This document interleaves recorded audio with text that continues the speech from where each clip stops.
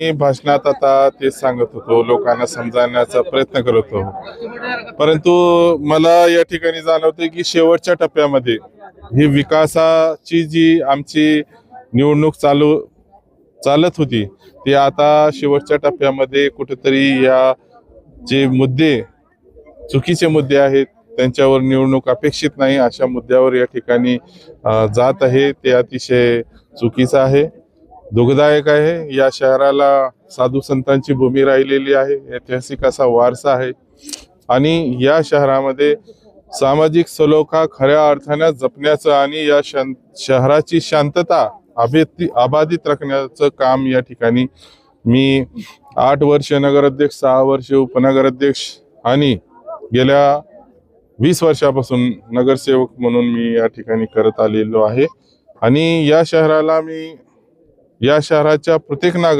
नागरिकांना या ठिकाणी मी आश्वस्त करतो की निश्चितपणे आमच्याकडून या शहराचा सामाजिक सलोखा जपला जाईल।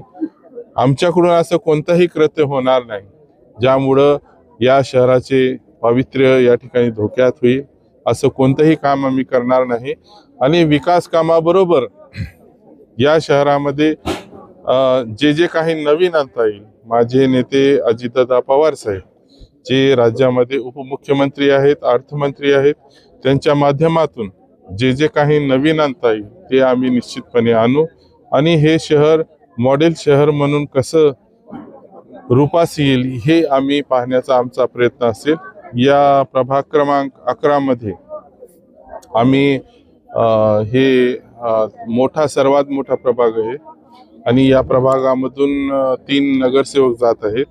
या प्रभागामध्ये मी स्वतः या ठिकाणी उमेदवार आहे आणि या प्रभागातून माझ्या वयाच्या 21व्या वर्षी मी या ठिकाणी 21व्या वर्षापासून मी राजकारणात या ठिकाणी पदार्पण केलेलं आहे आणि या प्रभागानं मला खूप काही दिलेलं आहे, त्यांचं मी खूप काही देणं पण आहे, कारण त्यांनी आज जो अफसर शेख जो घडवलेला आहे तो निश्चितपणे या इंदिरानगर मधून घडलेला आहे आणि या लोकांचं खूप असं प्रेम माझ्यावर राहिलेलं आहे, तितकंच प्रेम माझंही त्यांच्यावर आहे आणि हे आमचं जे जुनं हक्काचं नातं आहे ते आम्ही या वेळेस या ठिकाणी जपणार आहोत आणि भरभरून असं मतदान या ठिकाणी निश्चितपणे देतील। परंतु यावेळेस भाजपचे जे आमदार आहेत ते या ठिकाणी या भागावर विशेष लक्ष केंद्रित करून या ठिकाणी आम्हाला अडवण्याचा प्रयत्न करीत आहेत,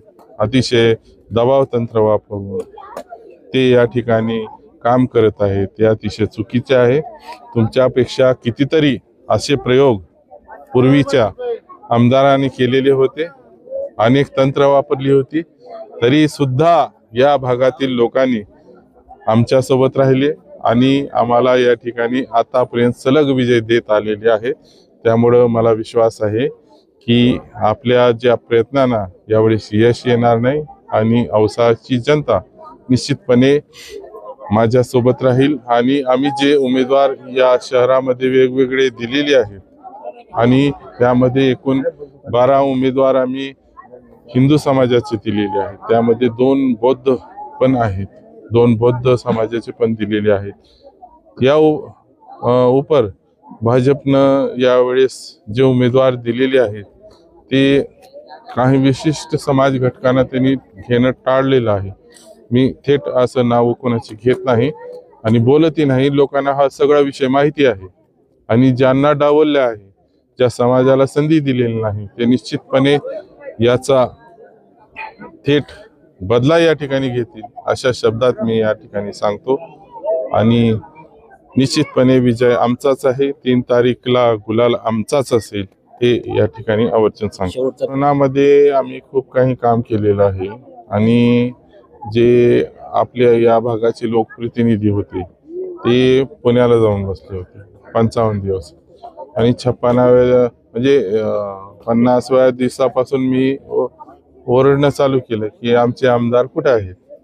ते फेसबुक लाईव्ह वरून येत होते आणि तिथून गायडन्स करत होते, परंतु लोकप्रतिनिधी जर या भागातून निवडून जात असेल आणि तो या भागामध्ये जर संकटामध्ये नसेल तर निश्चितपणे प्रशासन तेवढा ज्या पद्धतीने काम करायला हवं त्या पद्धतीने काम करू शकत नाही.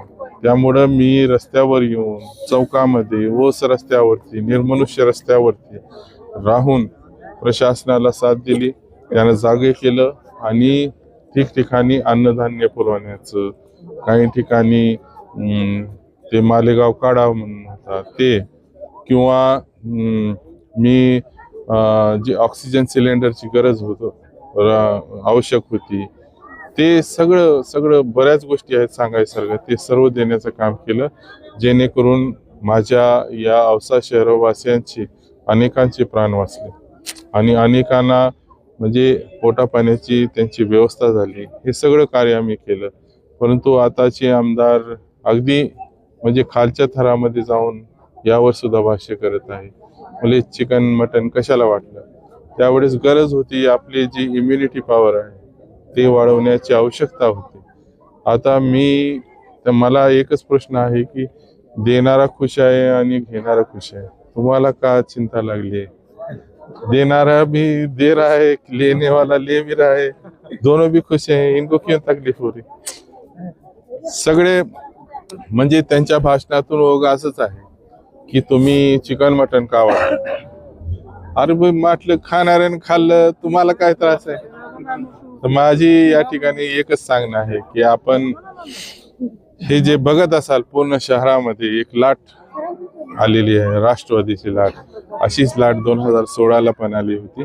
निश्चितपणे तुम्ही या माझे औसेकर माझ्या विजयामध्ये निश्चितपणे सहभागी असल्याचं तुम्हाला या 2 तारखेच्या मतदानातून दिसलं, एवढंच या ठिकाणी सांगतो.